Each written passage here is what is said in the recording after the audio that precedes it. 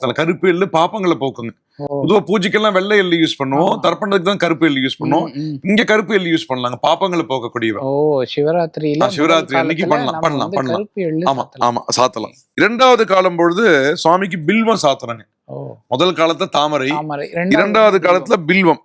அதே மாதிரி எள்ளு, அந்த அந்த அரிசி இதெல்லாம் சேர்த்த ஒரு அதெல்லாம் சுவாமிக்கு அப்படியே ஜலத்துல அப்படியே சேர்க்கலாங்க. இந்த முனை அந்த அரிசி கூட முழுமையான அரிசியா இருக்கணுங்க, உடஞ்சி இருக்க கூடாதுங்க அரிசி.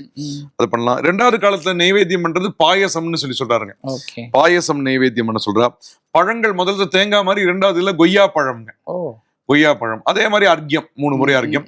முதல் காலத்துல நீங்க ஒரு 10 ஜபம் பண்ணீங்கன்னா 2வது காலத்துல 20 ஜபம் பண்ணணும். 2 மடங்கு பண்ணணும்.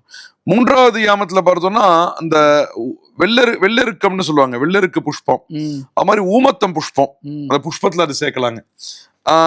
நிவேதனம் பார்த்தோமானால் இந்த கோதுமையில செய்த பலகாரங்கள், இதனால சரி கோதுமை சார்ந்ததுங்க, கோதுமையினால பலகாரம். அப்புறம் இந்த சமயத்துல அர்க்கியம் அந்த மாதுளம் பழத்தை வச்சுக்க வேண்டியது, அதை வச்சு அர்க்கியம் கொடுக்க வேண்டியது.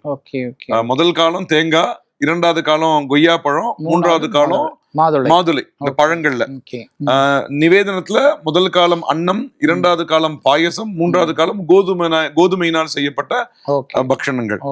4வது காலம் இந்த சங்குப்பூன்னு சொல்லுவாங்க, அது மாதிரி பில்வதளம். அப்புறம் நிவேதனம் பாத்தீங்கன்னா உளுந்து, பயறு, தானியங்கள் இதெல்லாம் வச்சு நமக்கு சுவாமிக்கு என்ன பண்றோமோ பக்ஷணங்களோ அன்னமோ அதனால பண்றது 4ஆம் காலம் பண்ணலாங்க.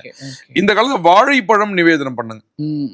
இந்த 4 காலமும் எப்படின்னா, முதல் காலத்துல 10 ஜபம்னா, 2வது காலத்துல 20, 3வது காலத்துல 30, 4வது காலத்துல 40. அந்த மல்டிப்ளை பண்ணிட்டே இருக்கணும் ஜபங்கள், பண்ண பண்ண பண்ண பண்ண. இது விசேஷமா சொல்றா.